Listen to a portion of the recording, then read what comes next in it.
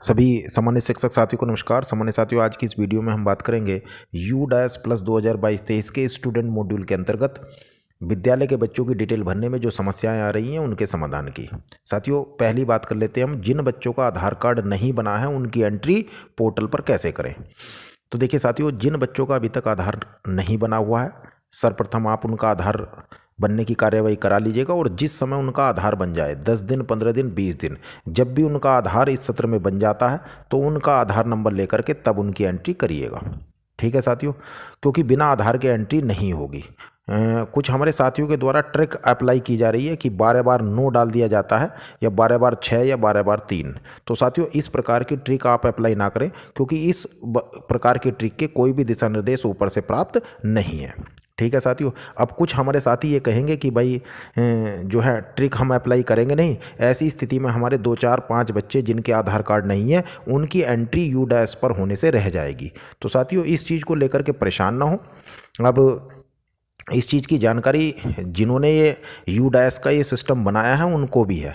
अगर उनको ऐसे बच्चों की एंट्री करानी है जिनका आधार नहीं है तो भाई वे लिख करके स्पष्ट यहाँ पर कोई ना कोई कॉलम देंगे कि इनकी आधार की एंट्री, इनके जो बच्चों का आधार नहीं है उनकी भी एंट्री होनी चाहिए।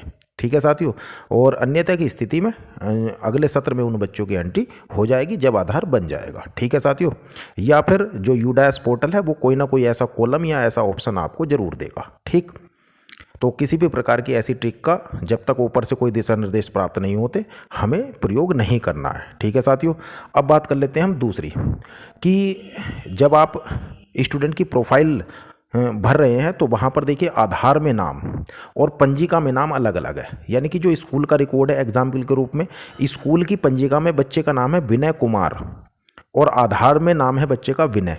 तो देखिएगा यहाँ पर आप कैसे भरें। तो आप ऊपर देखिएगा लिखा हुआ है बड़ा स्पष्ट, जब आप भर रहे हैं कि बच्चे का नाम पंजिका के अनुसार, तो पंजिका के अनुसार साथियों वहाँ लिखिएगा विनय कुमार नाम लिखिएगा और नीचे जहाँ पर लिखा है आधार नंबर और उसके नीचे लिखा है कि आधार के अनुसार नाम लिखे, तो वहाँ पर साथियों विनय कुमार नहीं लिखना बल्कि विनय लिखना। क्यों? क्योंकि ये जो नाम है नीचे जो आधार के अनुसार नाम है और आधार नंबर, ये दोनों का U- पर ये सत्यापन किया जाएगा। ठीक है साथियों, उसके बाद एक बात कर लेते हैं कि आधार में जन्मतिथि और पंजिका में हमारा जो रिकॉर्ड है उसमें जन्मतिथि में अंतर है। तो क्या करें? तो देखिएगा जन्मतिथि आपको वो लिखिएगा U- में जो आपके रिकॉर्ड में है, जो आपकी पंजिका में है। इसके बाद साथियों बात कर लेते हैं बच्चा स्कूल में पिछले साल कितने दिन रहा। देखिए, इस संबंध में साथियों मुझे थोड़ा सा कन्फ्यूजन है, आप अपनी BRC से पता कर लें साथियों, मैं माफ़ी चाहूँगा। इसके बाद साथियों हम बात कर लेते हैं मीडियम ऑफ इंस्ट्रक्शन की, कि मीडियम ऑफ इंस्ट्रक्शन में क्या भरें। तो देखिए ये है भैया स्कूल का माध्यम।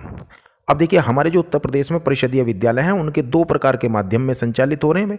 एक तो इंग्लिश मीडियम में हो रहे हैं, या जो है मेरी जानकारी के अनुसार एक इंग्लिश मीडियम और एक हिंदी मीडियम। तो यदि आपका विद्यालय हिंदी माध्यम से संचालित है तो हिंदी माध्यम भरिएगा, और अगर इंग्लिश माध्यम से संचालित है तो इंग्लिश माध्यम। ऐसा शायद ही कोई विद्यालय हो जो दोनों माध्यम में संचालित हो।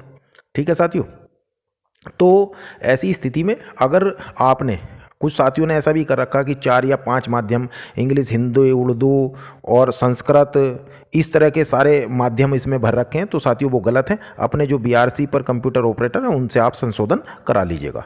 उसके बाद साथियों देखिएगा जब आप भरते हैं यहाँ पर स्टूडेंट ID, अब यहाँ पर क्या करना है साथियों, स्टूडेंट कोड या ID एज पर स्टेट। ठीक है, जिस समय कंडीशन नंबर 1, जिस समय आप किसी बच्चे को ऐड करते हैं तो ऐड करते समय यहाँ पर आपको स्टूडेंट कोड भी 9 अंकों का उसका भरना होता है। तो कंडीशन नंबर 1, यदि वो बच्चा जो आप ऐड कर रहे हैं वो बच्चा प्रेरणा पोर्टल पर पंजीकृत है, तो आप एक काम करिएगा, प्रेरणा UP.in वेबसाइट को आप ओपन कर लीजिएगा, अपने मोबाइल नंबर से लॉगिन कर लीजिएगा और उसमें वो बच्चा आपको सीधा मिलेगा। उसके सम्मुख उस बच्चे के सामने ही आपको स्टूडेंट यूनिक ID 9 अंकों की लिखी मिलेगी, वहाँ से कॉपी करिएगा और U- में आप लिख लीजिएगा। ठीक है। दूसरी कंडीशन कि आप बच्चे को ऐड कर रहे हैं लेकिन वो बच्चा प्रेरणा पोर्टल पर भी पंजीकृत नहीं है, तब ऐसी स्थिति में स्टूडेंट कोड या ID एज पर स्टेट में क्या भरेंगे साथियों, कुछ नहीं भरना है, इसको आप रिक्त रहने दें, ऐसे ही अपडेट हो जाएगा। इसके बाद बात कर लेते हैं साथियों सेक्शन प्रदर्शित, देखिए हमारे जो प्राइवेट विद्यालय हैं उनमें जब उन्होंने यूडायस के इस पोर्टल पर लॉगिन किया तो सेक्शन प्रदर्शित नहीं हो रहे हैं, तो वे क्या करें, तो भाई उनको देखिएगा सेक्शन प्रदर्शित नहीं हो रहे तो पहले सेक्शन ही मैनेजमेंट करना पड़ेगा, सेक्शन ऐड करने पड़ेंगे, ठीक है। और एक और समस्या आ रही है कि सपोज करिएगा उनकी कक्षा है 11, तो 11 में 2 हैं, एक तो 11th आर्ट है और 11th साइंस है, तो उनका कहना है कि हम 11th आर्ट को और 11th साइंस को कैसे अलग करें। तो वहाँ पर देखिएगा जब आप सेक्शन का मैनेजमेंट करेंगे तो ये 11th है, ठीक है, तो आप जब इसे पहले भरेंगे तो इसका पहले आ जाएगा सेक्शन ए और उसके आगे एक लिखा हुआ होगा एलियास, क्या लिखा मिलेगा, एलियास, तो उस एलियास में आप लिख दीजिएगा 11th आर्ट, क्या लिख दीजिएगा यहाँ एलियास में 11th आर्ट। उसके बाद फिर आप दोबारा 11th सेलेक्ट करेंगे तो सेक्शन आएगा आपका बी स्वतः ही और उसके आगे फिर एलियास लिखा मिलेगा तो वहाँ पर लिख दीजिएगा 11th साइंस, ठीक है। तो इस प्रकार से हम 11th आर्ट और 11th साइंस को अलग अलग कर सकते हैं। देखिए एक और चीज़ आ रही है कि जब हम बच्चों की एंट्री कर रहे हैं तो रिजल्ट में यदि कोई बच्चा है हमारे यहाँ कक्षा 5 में सपोज करिएगा उसकी हमने प्रवेश लिया है, दूसरी जगह वो कक्षा 4 में पढ़ता था, अब वो ऐसे विद्यालय में पढ़ता था कि उसको जो रिपोर्ट कार्ड मिला है उस पर परसेंटेज नहीं लिखी हुई है बल्कि ग्रेड लिखा हुआ है, तो ऐसी स्थिति में आपको भरनी है परसेंटेज, तो कैसे भरें, तो देखिएगा जो ग्रेड वाला रिजल्ट कार्ड है उसी पर लिखा होगा क्या कि 90 से 100% के लिए A+ ग्रेड, ठीक है, ऐसे लिखा रहता। तो आप एक काम करिएगा, अगर उसका जो ग्रेड है उसके अकॉर्डिंग ही आप उसकी परसेंटेज दर्ज कर दीजिएगा। सपोज करो A+ के लिए 90 से 100 है तो 90 से 100 के बीच में परसेंटेज जो भी आप अपनी उसकी बच्चे की भर दीजिएगा, ठीक है साथियों, अगर ऐसी स्थिति किसी के पास बनती है तो। दूसरा साथियों एक समस्या और आ रही कि हमारे शिक्षक साथियों ने बच्चों का सीधा प्रवेश ले लिया है। भाई कोई बच्चा हमने कक्षा 4 में प्रवेश लिया और वो कक्षा 3 में कहीं पढ़ता था, लेकिन वहाँ से ना तो वो TC लेकर के आया है और ना ही वो रिपोर्ट कार्ड लेकर के आया है, तो आप बताइएगा उस बच्चे का हमने कक्षा 4 में एडमिशन लिया है, हम उसकी पिछले साल की डिटेल कैसे भरें, पिछले साल का रिजल्ट कैसे भरें, पिछले साल की जो रिजल्ट में परसेंटेज है वो कैसे भरें। तो ऐसी स्थिति में बड़ी समस्या बन रही है। तो साथियों आप जो है परसेंटेज उसकी या तो ये है कि भाई वहाँ से पता करके भर दीजिएगा, ठीक है, और अगर पता करके नहीं भरने हैं तो आप स्वयं जानते हैं कैसे भरनी है, ठीक है साथियों। अब मैं ही क्या अवगत कराऊं इसके बाद, तो इसलिए अधिक परेशान ना हो।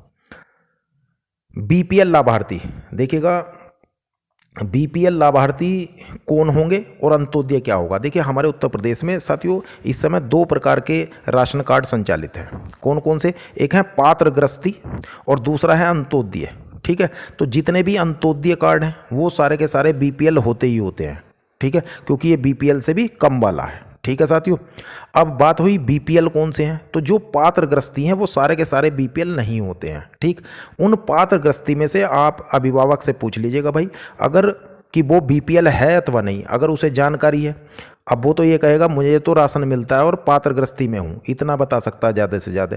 तो आप देख लीजिएगा यदि उसकी आय देखिएगा 2 लाख वार्षिक से कम है और उसके पास कोई 4 पहिया ट्रैक्टर अन्य 4 पहिया वाहन कोई ऐसा नहीं है, ठीक है, और पक्के मकान 5 एकड़ ज़मीन से कम, ठीक है, सब ऐसा मामला है तो भाई वो BPL है, आप उसके बच्चे को BPL लाभार्थी में दर्ज कर सकते हैं, ठीक है। इसके बाद देखिएगा आगे हम 10 नंबर पर बात कर लेते हैं कि कितने समय तक बच्चों की डिटेल एडिट होगी। देखिएगा अभी आप देख रहे हो किसी बच्चे की आपने डिटेल भरी, कुछ उसमें अगर त्रुटि है तो आप क्या करते हैं उसमें संशोधन कर सकते हैं, एडिट कर सकते हैं, लेकिन ये एडिट या अपडेट करने का ऑप्शन आपको कब तक मिलेगा, तो जिस समय आप ये कर लेंगे कार्य, बच्चों की डिटेल भर देंगे तो उसके बाद कुछ समय तक ही 10 दिन 15 दिन 20 दिन इतने दिन तक ही ये डिटेल एडिट करने या अपडेट करने के ऑप्शन रहते हैं। उसके बाद धीरे धीरे ये जो एडिट करने के ऑप्शन है ये फ्रीज करते जाते हैं, बंद करते जाते हैं, ठीक है साथियों। तो जो भी बच्चों की डिटेल एडिट करनी है आप एडिट कर लीजिएगा अभी। उसके बाद है बच्चों का नाम लिखने के बाद एरर आ रहा, यदि ऐसी कहीं स्थिति आती है तो साथियों वहीं पर लिखाएगा कि आपने स्पेस दे दिया है या आपने कोमा लगा दिया, इस कारण जो है एरर आ गई है। गार्जियन के नाम में क्या लिखें, तो देखिए गार्जियन का नाम अब ये लिखना ज़रूरी नहीं है। यदि बच्चा अपनी नानी के रह रहा सपोज करिए तो आप क्या करेंगे, बच्चे का ऊपर पिता का नाम लिखिए, माता का लिखिए और नीचे गार्जियन के नाम में उसकी नानी का नाम लिख दीजिएगा, ठीक है। लेकिन अगर बच्चा रह ही अपने माँ बाप के रहा है, माता पिता के, तो यदि बच्चा अपने माता पिता के रहता है तो ऐसी स्थिति में गार्जियन नाम लिखने की आवश्यकता नहीं है। ठीक है साथियों। मोबाइल नंबर नहीं है तो भाई परिवार का कोई ना कोई लिखना ही पड़ेगा। अनिवार्य ऑप्शन का पता कैसे करें, तो नीचे अपडेट का बटन है, वहाँ पर क्लिक करिएगा तो ऊपर देखिएगा रेड कलर से आ जाते स्टार बने हुए कि ये अनिवार्य ऑप्शन है, इन्हें भरना ही भरना है। एक चीज़ और साथियों इसमें है, admission date in present class, वर्तमान कक्षा जो है बच्चे की, उसमें एडमिशन डेट क्या लिखनी है। सपोज करिएगा एक बच्चा मेरे पास कक्षा 4 में पढ़ रहा है इस समय, और वो उसका एडमिशन कब हुआ था मेरे विद्यालय में, कक्षा 1 में। ठीक है, तो देखिए 4 साल पहले उसका कक्षा 1 में एडमिशन हुआ था, अब मेरे पास वो कक्षा 4 में आ गया है। तो ऐसी स्थिति में मैं उस बच्चे की प्रेजेंट क्लास में जो एडमिशन डेट है वो कौन सी भरूंगा, तो वो भरूंगा भाई ये वाली 1 अप्रैल। ठीक है, जब वो कक्षा 4 में मेरे पास प्रमोट हुआ। ठीक है, ऐसा नहीं कि 4 साल पहले भरी जाएगी। ठीक है साथियों, तो ये ध्यान रखें। और एक चीज़ और कहूँगा साथियों, किसी कारणवश अगर ऐसा होता आधार नंबर या अन्य अन्य किसी कारण से 2-4 बच्चे आपके विद्यालय के हैं, या 1-2 बच्चा अगर ऐड होने से छूट भी जाता है, तो उसके लिए अधिक परेशान ना हो आप। जो है कोई नहीं, अगले सत्र में उसकी एंट्री हो जाएगी, क्योंकि ये जितने भी बच्चे यू डैश पर इस बार एंट्री होगी उन सभी को प्रमोट भी किया जाएगा। ठीक है साथियों, तो हर चीज़ का कोई ना कोई समाधान जरूर होता है साथियों। इन्हीं शब्दों के साथ मैं अपनी वीडियो को समाप्त करता हूँ।